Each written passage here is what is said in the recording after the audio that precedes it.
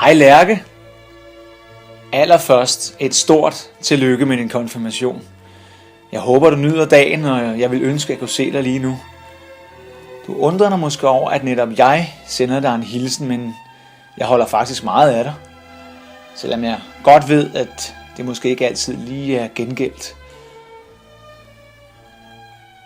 Det er jo ikke nogen hemmelighed, at vi to til tider har haft et lidt anstrengt forhold. Jeg ved godt, at jeg kan virke ret hård i filten, og mit udseende det kan virke skræmmende på dig. Men du skal vide, at indeni, der er jeg fyldt med god karma og kærlighed, Lærke. Og det tror og håber jeg også, at du føler. De gange, hvor du overvinder din frygt, og med et godt afsæt springer let og elegant hen over mig, så bliver jeg så glad og varm indeni. For jeg ved dig det bedste, Lærke.